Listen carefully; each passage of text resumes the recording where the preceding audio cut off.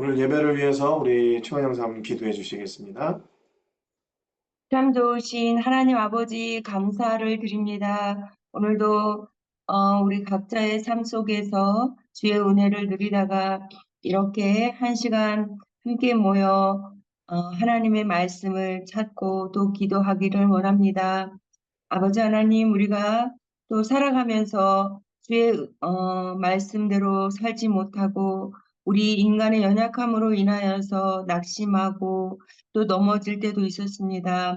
하나님 긍휼히 여겨 주시옵시고 늘 말씀에 깨어 있으면서 주님의 뜻을 쫓아 살아갈 수 있도록 저희들에게 은혜 내려 주시옵소서. 아멘. 전심으로 늘 주님을 찾게 하시고 주의 사랑의 눈으로 또 주 사랑의 마음으로 나의 행동과 그 모든 삶 속에서 선택할 때마다 하나님께서 인도하여 주시기를 원합니다. 아멘. 하나님, 이 시간에 이 자리에 함께하지 못한 또 우리 가족들이 있습니다.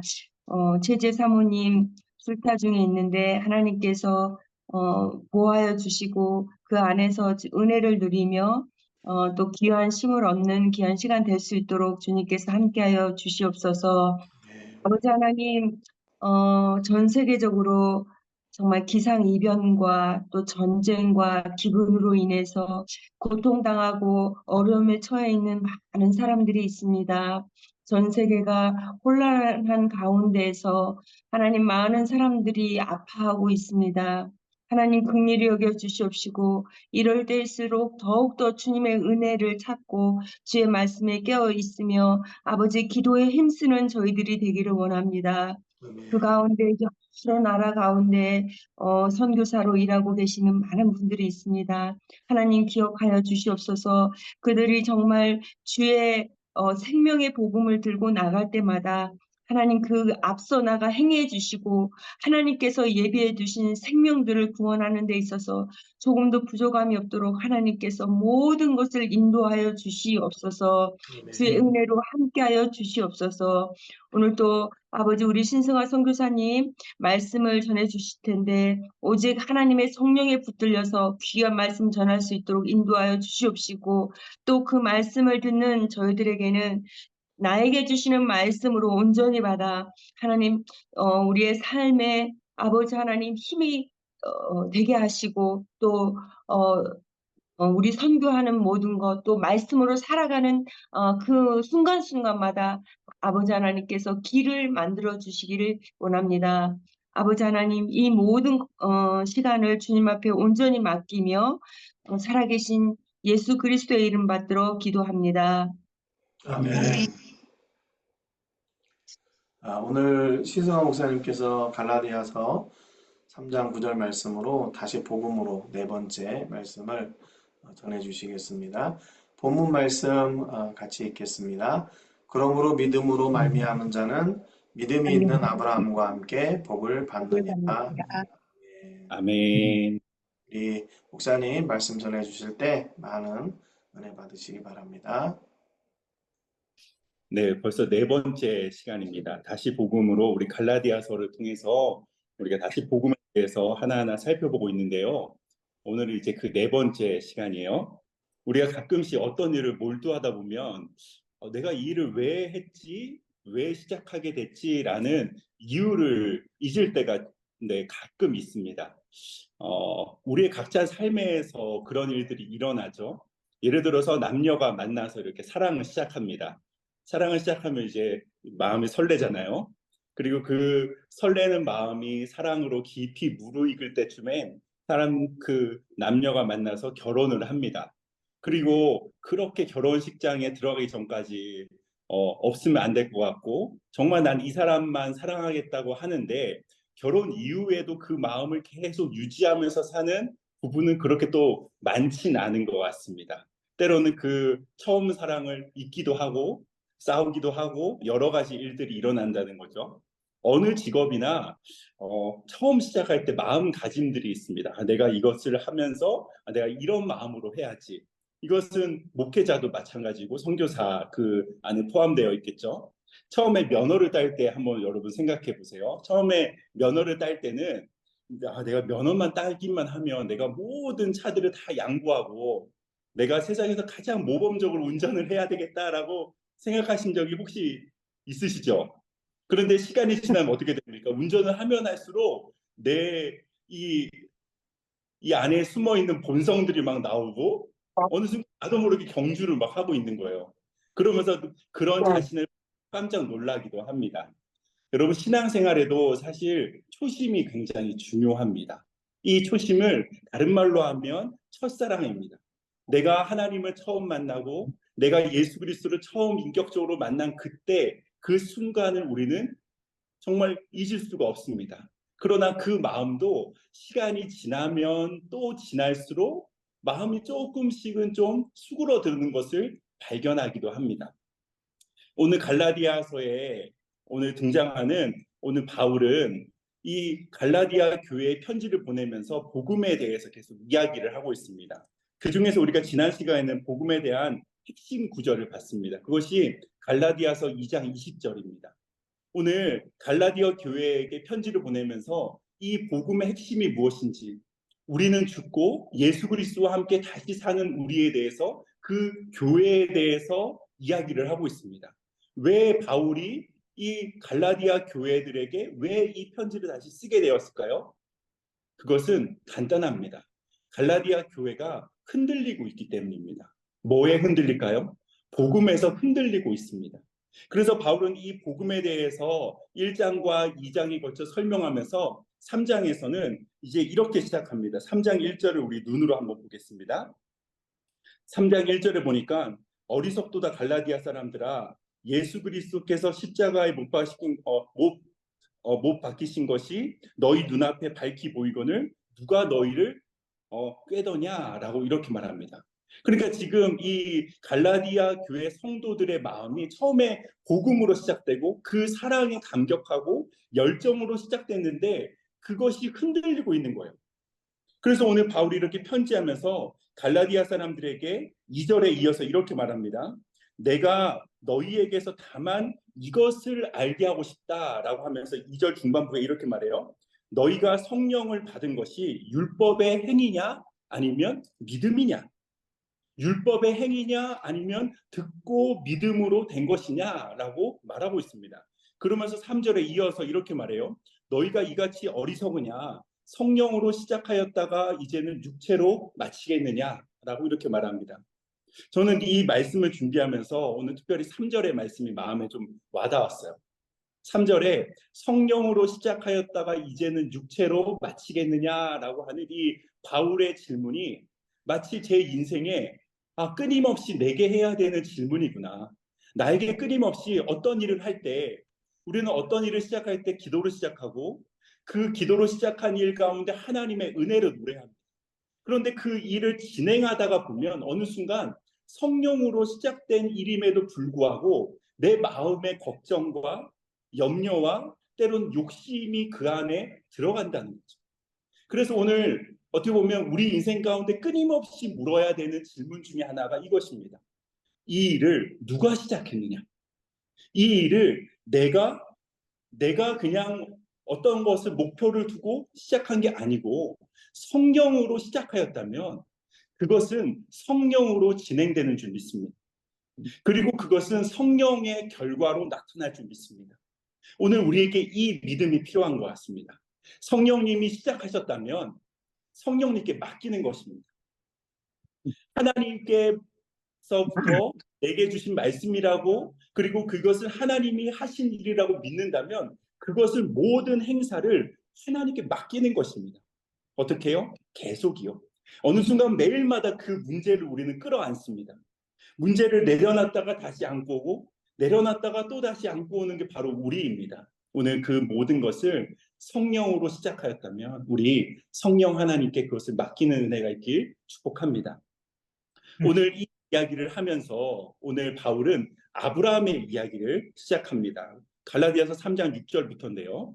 아브라함이 하나님을 믿음에 그것을 그에게 의로 정하셨다라고 시작하는데 이 말씀은 사실 창세기의 말씀입니다. 창세기 15장 6절에 보면 이 말씀이 똑같이 나옵니다. 그런데 이 말씀이 나오게 된 배경이 있습니다. 그것은 창세기 14장입니다. 여러분, 창세기 14장에서는 무슨 일이 있었죠? 전쟁이 있었습니다. 4개의 동맹국과 5개의 동맹국, 이 두 나라, 이 두 집단이 싸움을 시작했습니다. 전쟁을 시작했습니다. 사해 주변에 있는 5개 국에서 싸웠지만 결과는 대패했습니다. 그리고 그 결과 어떻게 됐냐면 소돔에 거주하는 모든 사람들과 모든 재물들을 다 빼앗겨 갑니다. 그 안에 누가 있었죠?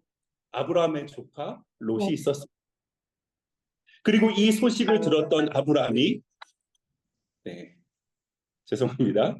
이 소식을 들은 아브라함이 그 부하들 318명과 함께, 네, 꺼놔야 되겠네요. 죄송합니다. 318명과 함께 그것을 다시 되찾으러 갑니다. 어떻게 됐죠? 다시 되찾아옵니다. 그리고 그것을 마중 나온 몇 명의 왕들이 있었는데 그 중에 소돔 왕에게 이렇게 말합니다. 나는 아무것도 갖지 않겠습니다. 나는 아무것도 여기서 취하지 않겠습니다. 라고 하면서 돌아옵니다. 그리고 창세기 15장이 이어지게 되는데 창세기 15장 1절은 이 일에 대해서 이렇게 시작합니다. 1절에 보니까 그 후에, 그러니까 이 앞에 있었던 전쟁 이후에 여호와의 말씀이 환상 중에 아브라함에게 임하게 됩니다. 하나님이 아브라함을 찾아오셔서 말씀하시는 거죠. 뭐라고 말씀하세요? 아브라함아, 두려워하지 말라. 나는 너의 방패요, 너의 지극히 큰 상급이다 라고 말씀하십니다. 여러분, 우리가 이 말씀을 잘 보면 이 아브라함의 심리적인 상태를 엿볼 수 있습니다. 하나님은 모든 것을 아시는 분입니다. 그런데 오늘 하나님께서 아브라함에게 나타나서 첫 마디가 뭐냐면 아브라함아, 두려워하지 말라. 여러분, 아브라함의 심정에 얼마나 큰 두려움이 있겠습니까? 큰 나라들을 지금 그 조그만 몇 명으로 사실 이겼지만 그 승리에 다시 보복이 올 텐데 그 안에서 어떻게 해야 되는지 사실 큰 두려움이 있었습니다. 그런데 우리 하나님은 모든 것을 아셨습니다. 그리고 아브라함에게 두려워하지 말라라고 말씀하실 뿐 아니라 하나님의 약속에 대해서 말씀하십니다. 내가 너를 통해서, 너의 자손을 통해서 이런 일을 할 거야 라고 하나님께서 말씀하십니다. 이것은 사실 하나님이 아브라함 한 사람에 대한 그 가정에 대한 약속이 아니라 이것은 하나님의 놀라운 구원 계획이었습니다. 하나님의 놀라운 그 구원 계획을 아브라함에게 하나하나 설명하신 것입니다. 그리고 이 설명이 끝나자 아브라함이 하나님에 대한 믿음이 생겼습니다. 그래서 창세기 15장 6절에는 이 말씀을 기록하는 겁니다. 아브라함이 여호와를 믿으니 여호와께서 이를 그의 의로 여기시고. 여러분, 오늘 아브라함이 한 일은 뭔가 대단한 행위나 액션이 아닙니다. 그냥 하나님의 말씀을 믿은 것입니다. 그런데 이것이 하나님께는 오히려 아브라함의 의가 되었다라고 기록하고 이 말씀을 계속해서 성경에 반복적으로, 특히 복음에 대해서 설명할 때마다 이 말씀이 인용됩니다. 그럼 다시 갈라디아서 3장으로 넘어가 보겠습니다. 오늘 이 갈라디아서 3장 6절을 지나서 7절에 그래서 바울이 이 이야기를 하면서 그런즉 믿음으로 말미암은 자들은 아브라함의 자손인 줄 알지어다 라고 말합니다. 오늘 어떤 사람이요? 아브라함이 하나님을 믿은 것처럼 오늘 우리가 믿음으로 말미암아 나아가는 사람은 아브라함의 자손인데 왜 아브라함의 자손인 것이 중요하냐면 8절입니다. 8절에 보겠습니다. 네, 8절에 보니까 또 하나님이 이방을 믿음으로 말미암아 의로 정하신 것을 성경이 미리 알고 먼저 아브라함에게 복음을 전하되 모든 이방인이 너로 말미암아 복을 받으리라 하였느니라 라고 말합니다. 여러분, 8절에서 보니까 오늘 뭐라고 하냐면 성경이 이 모든 것을 먼저 알고 미리 알고 먼저 아브라함에게 뭐를 전했죠? 복음을 전했습니다. 복음이 뭐죠? 기쁜 소식입니다. 이 기쁜 소식이 뭘까요? 바로 예수 그리스도에 대한 소식입니다. 그래서 우리 예수님께서 공생의 기간 가운데 아브라함이 나를 먼저 보고 기뻐했다라고 말합니다. 그랬더니 막 율법학자하고 바리새인들이 다 화가 났습니다. 당신이 아브라함보다 앞서 있냐? 그러나 오늘 이 아브라함이 먼저 한 것은 바로 복음이고 이것은 하나님의 구원 계획이었던 것입니다. 그래서 오늘 이 바울은 이 하나님의 구원 계획을 먼저 들었던 아브라함의 이야기를 하면서 사실 결론적으로 하는 이야기가 9절입니다. 9절을 우리 눈으로 다시 한번 보겠습니다. 그러므로 믿음으로 말미암은 자는 믿음이 있는 아브라함과 함께 복을 받느니라. 오늘 이 9절의 말씀을 보면 결국 이 믿음은 아브라함에서 그치지 않고 아브라함이 하나님을 믿는 것처럼 우리가 하나님을 믿으면 하나님이 아브라함에게 약속하신 그 복이 우리에게도 그대로 있다는 것을 이야기를 하고 있다는 것입니다. 그러니까 바울이 이 갈라디아 교회의 성도들에게 너네 왜 이렇게 어리석냐? 이 복음, 이 놀라운 하나님의 놀라운 섭리와 이 선물을 그것을 뒤로하고 다시 율법으로 돌아가려는 그 모습을 보며 이렇게 이야기한 것입니다. 오늘 우리는 누구십니까? 우리는 아브라함과 함께 복을 받은 사람입니다. 그럼 이 복은 무엇입니까? 에베소서 1장에서 이 복에 대해서 자세하게 설명하고 있습니다. 이것은 하늘의 모든 신령한 복입니다. 그럼 이 복이 무엇인지 에베소서 1장을 자세히 보면 크게 4가지 정도를 말합니다. 그것은 뭐냐면 창세전에 그리스도 안에서 우리를 택하신 그 하나님의 놀라운 사랑과 그리고 그 예수 그리스도 안에서 우리도 하나님의 자녀가 된 것을 이야기합니다. 여러분, 상속은 누가 받죠? 자녀가 받습니다. 하나님의 나라를 누가 상속받을까요? 바로 자녀입니다. 그럼 그 상속받는 사람은 누구일까요? 바로 우리입니다. 오늘 성경이 그 이야기를 하고 있는 겁니다. 세상에서 사람들이 말하는 복, 뭔가 잘 되고 잘 풀리고 뭔가 인생이 승승장구하는 이 복은 사실 그 하늘의 복과 비교조차도 할 수 없는 복이 우리에게 있다는 것입니다. 그리고 거기서 그치지 않고 이것은 미래일 뿐 아니라 현재에도 있다는 거죠. 우리가 이 땅을 살면서 하나님의 나라를 누릴 수 있습니다.